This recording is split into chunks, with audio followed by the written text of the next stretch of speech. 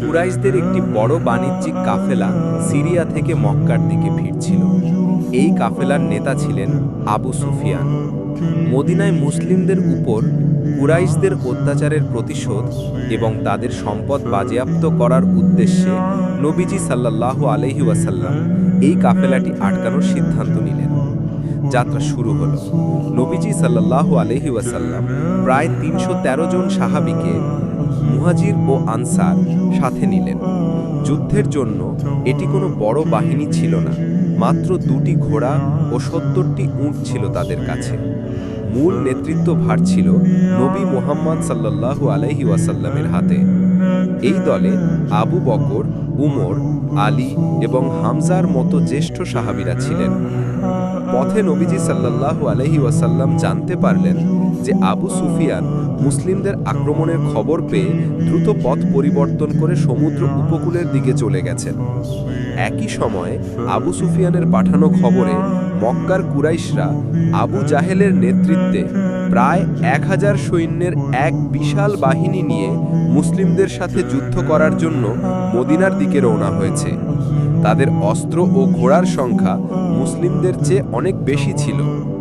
সংবাদ পাওয়ার পর নবীজি সাল্লাল্লাহু আলাইহি ওয়াসাল্লাম সাহাবীদের সাথে পরামর্শ করলেন।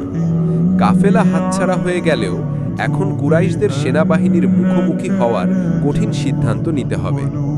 আনসার সাহাবীরা তখন দৃঢ়ভাবে ঘোষণা করলেন যে তারা নবীজির সাথে যে কোনো পরিস্থিতিতে লড়তে প্রস্তুত। তাদের এই অকুণ্ঠ সমর্থন পেয়ে নবীজি সাল্লাল্লাহু আলাইহি ওয়াসাল্লাম আল্লাহর উপর ভরসা রেখে যুদ্ধের প্রস্তুতি নিলেন। মুসলিম বাহিনী মদিনা থেকে প্রায় ৮০ মাইল দূরে অবস্থিত বদর প্রান্তরে পৌঁছালো। কৌশলগত কারণে পানির উৎসের কাছে তারা অবস্থান নিলেন। নবীজি সাল্লাল্লাহু আলাইহি ওয়াসাল্লামের জন্য একটি তাঁবু স্থাপন করা হলো, যেখান থেকে তিনি রণকৌশল পর্যবেক্ষণ করতে পারেন। ১৭ই রমজান দ্বিতীয় হিজরি যুদ্ধ শুরু হলো। ফজরের নামাজের পর মুসলিমরা কাতারবদ্ধ হলেন। যুদ্ধ শুরুর প্রথা অনুযায়ী প্রথমে দ্বন্দ্বযুদ্ধ শুরু হলো। কুরাইশদের পক্ষ থেকে উতবা, সাইবা ও ওয়ালিদ এগিয়ে এলো। মুসলিমদের পক্ষ থেকে হামজা, আলী এবং উবাইদা ইবনুল হারিস রাদিয়াল্লাহু আনহু এগিয়ে গেলেন।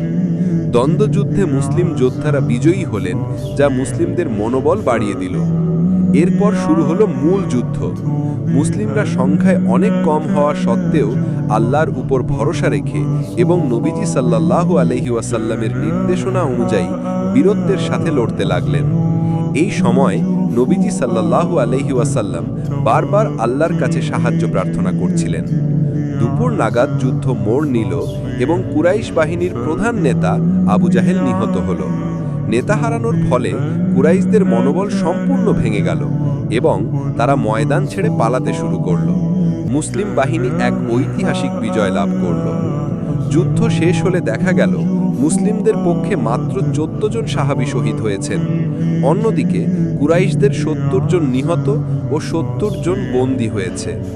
নিহতদের মধ্যে তাদের প্রধান নেতারাও ছিলেন।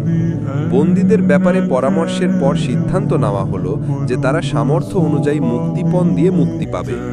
যারা লিখতে পড়তে পারত তারা মদিনার নিরক্ষর মুসলিমদের শিক্ষা দেওয়ার বিনিময়ে মুক্তি পেল। দরিদ্র বন্দীদের বিনা মুক্তিপণে ছেড়ে দেওয়া হলো।